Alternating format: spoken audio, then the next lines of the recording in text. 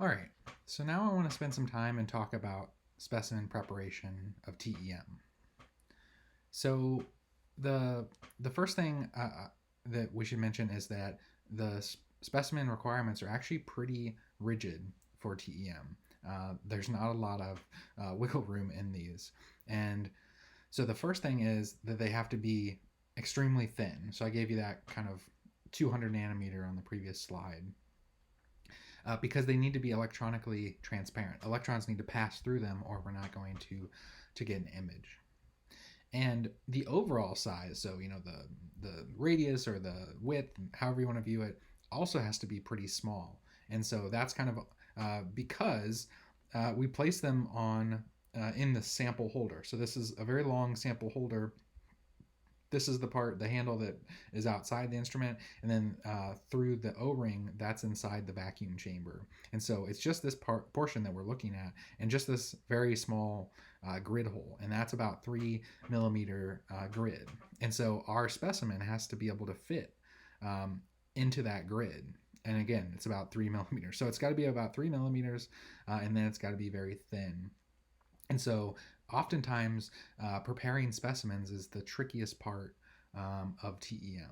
And so that's something that we have to keep in mind. But this whole sample holder is designed such that we can only have to put a small amount, this area, into the vacuum chamber, and we can keep it from having to open and shut the column and maintain that very high vacuum that we need in TEM. So the sample holders, and this is another kind of sample holder we have, and this is just showing that end part. It's also useful that these sample holders are able to tilt. And this is an example of a double tilt holder. Some of them only have single, but basically the angle here, beta, and then this angle is able to move. So these often make the holders more expensive, but give us a lot more functionality, and this can really aid in contrast. So being able to tilt can help with the contrast that we see in samples. So these are additions that we often have to this, and we'll discuss more when we get to diffraction studies why we want to effectively be able to tilt this so much. But again, that single tilt allows tilt in only one direction, so either alpha or beta. They're relatively cheap, but double tilts can be much more expensive. All right, so let's get to sample preparation. And the first type I want to talk about is if you're doing some type of study of nanoparticles. So nanoparticles are just really small particles of a material, and they are intrinsically small, right, on the nano scale. And so they already fundamentally are less than that 200 nanometer range. And so they're already as thin as we need them. And so the good news for nanoparticles is that sample prep is actually relatively easy. Basically, what we do is we typically have this grid. This is the 3 millimeter grid. And it could be made out of a number of different materials. This one is a copper with grids in here. This one's made of carbon, so basically a grid with a thin layer of carbon underneath it. And so basically the idea with sample prep here is that you would put your nanoparticles and you would disperse them in a solvent, and you would basically drop cast or drop them with a dropper onto this grid substrate. You would allow the evaporation of the solvent, and then you would be left with your nanoparticles. And basically, you're done at that point. You can do cleaning and so forth, but sample prep is very easy in general when you're talking about nanoparticles. So that's good news for those of you that might be working with nanoparticles. All right, and again, this is just kind of a further illustration of that drop cast processing. You've got the grid with the very thin layer of carbon underneath. You drop cast it and allow it to dry, and then what you end up seeing is this one is more of a what we call a lacy carbon, so it's not as ordered as the one over here. So these thicker regions are the grid, and in between is just that really thin layer of carbon underneath. And then these circles that are very small are nanoparticles that have been deposited and the solvent evaporated. So viewing these specimens is generally quite easy. On the other hand, if you have specimens in what we'd call the bulk form, so much larger pieces, then TEM sample prep is much more time consuming. And so we have to think of ways in which we can create these extremely thin pieces and be able to get it on one of these sample holders. So these are some of the different methods that we can use. They have their own limitations and sample types that can be done, but we've talked about the ion milling, so FIB. We talked about that briefly at the end of the SEM chapter. There's also electrolytic thinning, so using an electrolyte to thin the material. And there's also ultramicrotomy. So we talked about microtomy when we talked about sample prep and light microscope. This is basically a thinner version of that, and that's used for polymers and bacterial samples. All right, so those are the three that we have. And let's consider the electrolytic thinning for a minute. So this is a question on your quiz, but again, I haven't told you much about it, but what I want you to do is just kind of think of the possibilities here. So what do you think are the limitations for this electrolytic thinning? And this could be type of sample or so forth, but here's kind of a simple diagram of it. What limitations do you think there are for this? So brainstorm some ideas, answer them on your quiz, and then come back and we will discuss. All right, so let's see what the limitations of this electrolytic thinning are. So electrolytic thinning is basically an electrochemical process. And our specimen that we're trying to thin is the anode in this situation. So basically this part. And then we have an electrolyte, which is typically acidic. And this is basically a jet, a very thin jet of this electrolyte hits both sides, and these are basically the cathodes that expel the electrolyte, and that acidic causes the interaction with the sample. It causes it to effectively dissolve, and it thins out the specimen in a very small area. And so we also have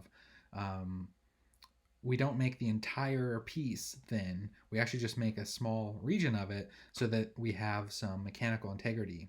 And so that small region is just called a dimple.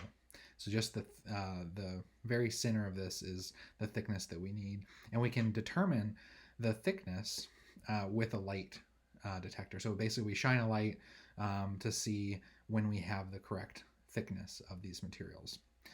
But because of all of this, because our sample is the anode, it means that that specimen must be conductive.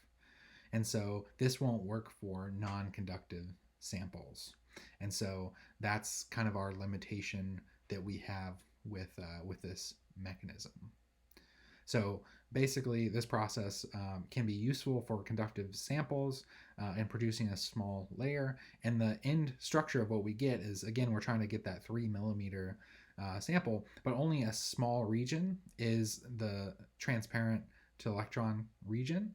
The rest of it is quite thick, 0.15 millimeters. And that's so that we have some integrity to this overall sample. Otherwise, if it's all that thin, then it's very difficult to move it and place it where we need to. All right. So the other technique we talked about previously to some degree is FIB, and that's focused ion beam.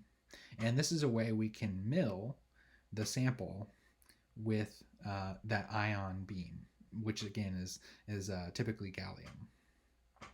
So the process we use to create one of these samples is quite elaborate. And so it involves numerous steps where we remove portions of the specimen, we transfer it, we mill it to be thin.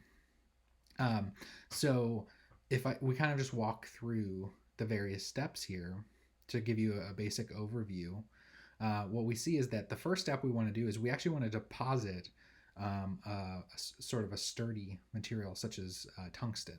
So we basically deposit a thin layer of tungsten on the sample, and then what we do is we mill around to the bottom and to the top of that strip.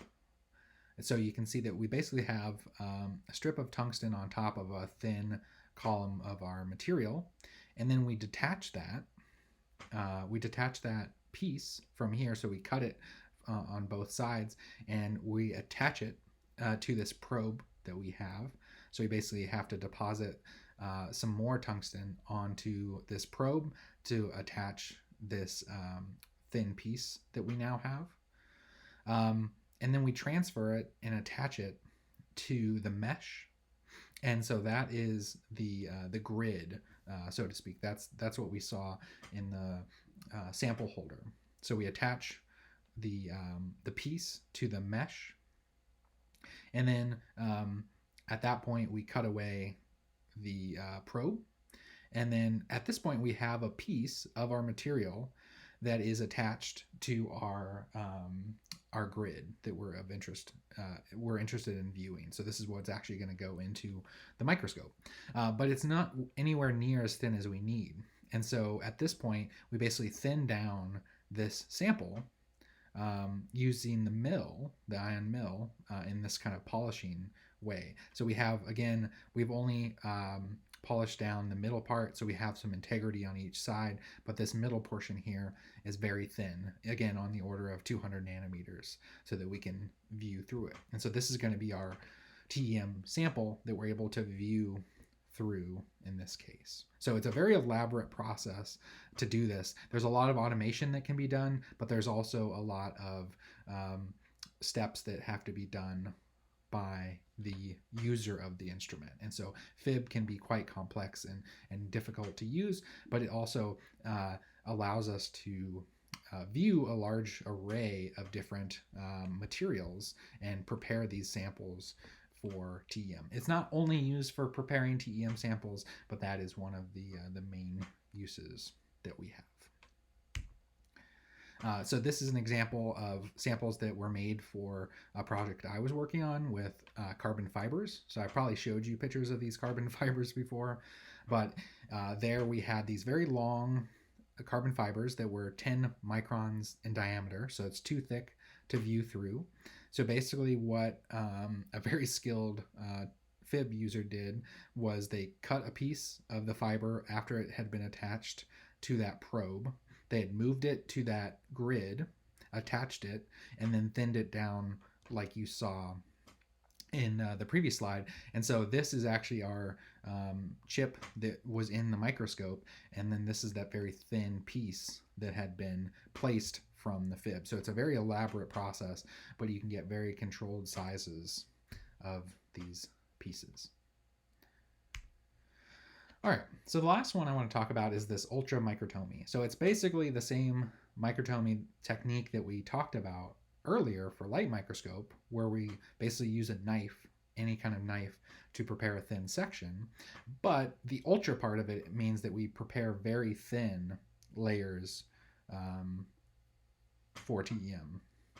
And so basically what you see here in the schematic you see over here is that we have basically a kind of a boat or a chamber that has a liquid, in this case water, and then right here at the edge, this edge is a very thin knife.